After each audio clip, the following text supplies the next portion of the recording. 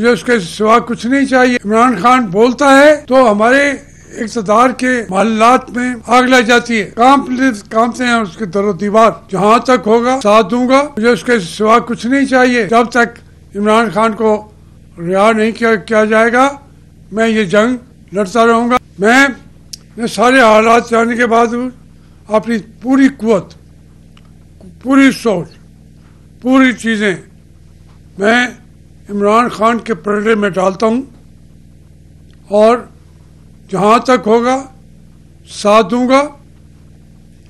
मुझे उसके सिवा कुछ नहीं चाहिए।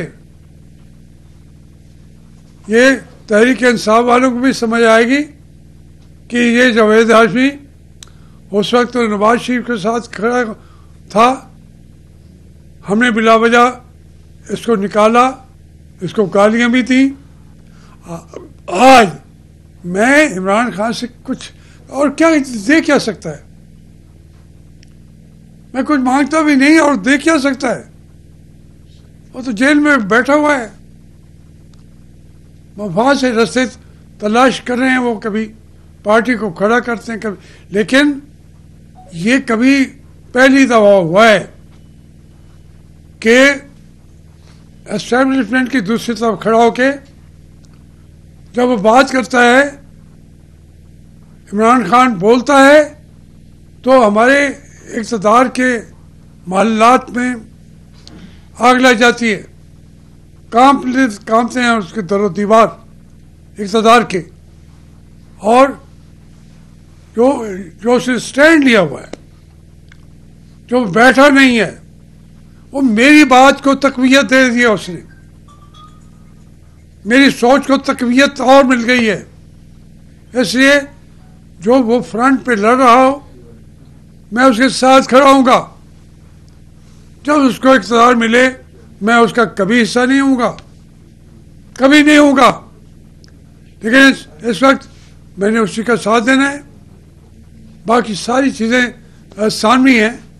मैं इंतखाबात जो हैं मैं बाइकाट नहीं करता, लेकिन मैं इसमें बुनियादी तौर पे मैं इन इंतखाबात में हिस्सा लेके उसकी जो लड़ने की कुव्वत है उसके अंदर उसको मैं ना डिवाइड करना चाहता हूँ, ना कंफ्यूज करना चाहता हूँ। मैं उस पर तवज्जो देने के बजाय, वोट मांगने के बजाय मैं पूरे पाकिस्तान के अंदर आवाज़ ऊंची करूँगा, बढ़ाऊँगा। जहाँ तक यहाँ के हलकों की सियासत का ताल्लुक है, देखिए मैंने डोगर साहब के वालिद साहब से 25,000 वोटों से जीता।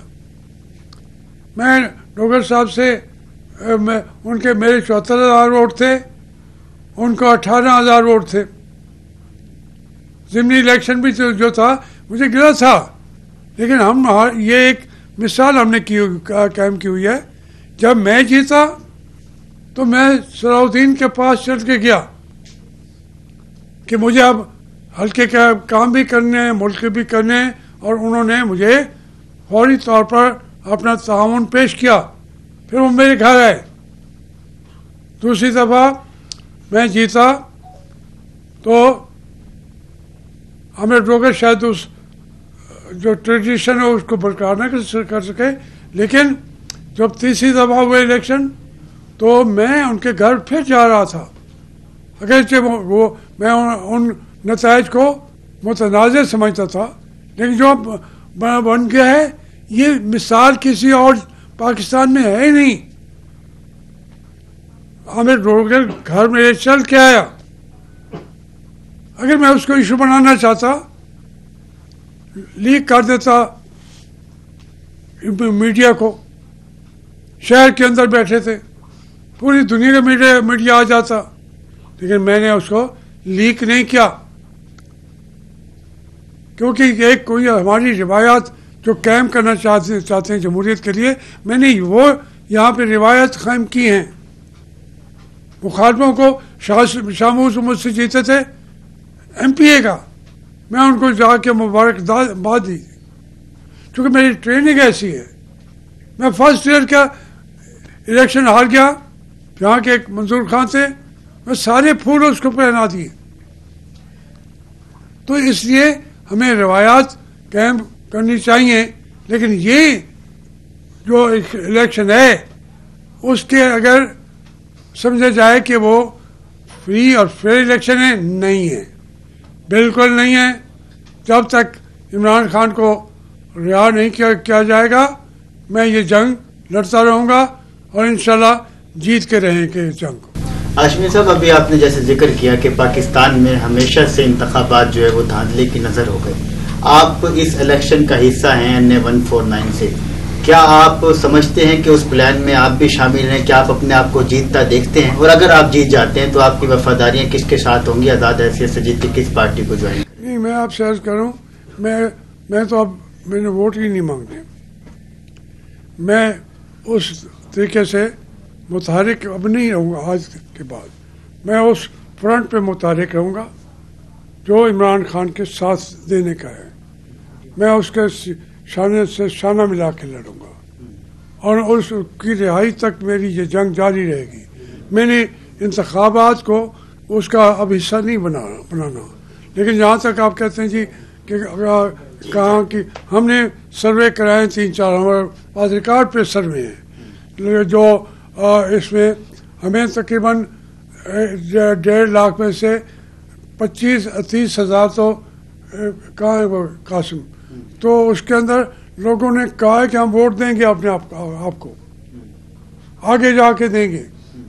वहाँ पे डॉक्टर साहब भी लड़ रहे हैं, तरीन साहब भी लड़ रहे हैं, लेकिन मैं सोचता हूँ कि ये मौका, जितनी मेरी बची खुची सलाहियतें हैं या मेरे अंदर जो जितनी बची खुची ताकत है, मेरी उम्र भी है, मेरे मामलात भी हैं, लेकिन हम उसको इमरान खान के को हो सकता है ये उनको मिलिट्री कोर्ट्स के ज़रिए सजाए मौत भी दे दें, हो सकता है कुछ इस तरह की चीज़ें हो जाएं।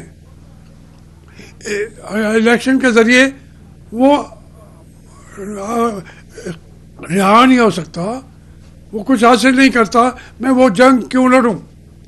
मैं अपनी बची खुशी सलाहियतों को जमा करके इमरान को और जमहूरियत के लिए पार्टियों को अब मैं कोशिश करूंगा, कन्विंस करूंगा कि तुम जब तक इमरान को रिहा नहीं कराओगे, तुम पाकिस्तान को किसी तरीके से पाकिस्तान के लोगों से के मसाइल छोड़ें, उनकी जो एक तमन्नाएं होती हैं, आदर्शें होती हैं, ख्वाहिशात होती हैं, वो कहती हैं इमरान खान को रिहा करो, उसको हम इलेक्शन समझेंगे, वरना हम इसको इलेक्शन नहीं समझते। बात दीजिएगा कि आपने मुशर्रफ दौर में कैदोबंद की सुबतें बर्दाश्त की पार्टी के लिए, आपने पार्टी को चलाया, उसके बाद आपने मियां नवाज शरीफ के लिए, जैसे आपने PTI की सदारत छोड़ी, असेंबली छोड़ दी, आज नवाज शरीफ साहब जो हैं, ऐसे शख्स को उन्होंने इस हल्के से टिकट दिया है जो उन्हें चोर कहता रहा है, उनके खिलाफ फाइनेंस करता रहा है, आज उसे टिकट दिए, तो क्या आप समझते हैं कि मियां नवाज शरीफ ने इक़्तिदार के लिए कंप्रोमाइज कर लिया? बिल्कुल किया है। पार्टियों के जो अंदर ये होता रहता है, पार्टियों का सीट टू सीट, लेकिन मियां नवाज शरीफ ने इक़्तिदार के लिए समझौता किया। मैं उस पार्टी के अंदर हूँ, मैं मुस्लिम लीग का मेंबर हूँ, मुस्लिम लीग में ही रहूँगा। मेरा बाप मुस्लिम लीग के थे, मेरे दादा मुस्लिम लीग के थे। 1922 में जब मुल्तान में मुस्लिम लीग बनी है तो मेरा दादा उसके मेंबर थे। मैं कहता हूँ कि ये जो मुस्लिम लीग अब जो उभर के आई है इस इंतखाबात के जरिए, लोग वो मेरे हिसाब से तो वो है ही नहीं, ये वो मुस्लिम लीग नहीं है। एक एक कदम पे कॉम्प्रोमाइज़ करते जा रहे हैं इक़्तिदार के लिए। हत्ता कि देखिए, मुझे तरीन साहब से मुझे कोई गिले की बात नहीं है, लेकिन यार 4 दिन पहले एक पार्टी बना लेते हैं, ये कभी हुआ है? और फिर वो नवाज शरीफ साहब से बैठ के सीट टू सीट, अब इस सीट जगह से तारिक रशीद ने मांगे हुए चक्कर, मैं उनके सामने बैठा था। किसी कोई चलो एक छोटा सा वर्कर को समझ के दे देता ना, हमें तो उन्होंने नज़रअंदाज किया। उन्होंने तरजीह दी एक नई नवेली पार्टी जो है उसको, तो मैं उसको कभी अप्रिशिएट नहीं कर सकता, मैं उसको कंडेम करूँगा।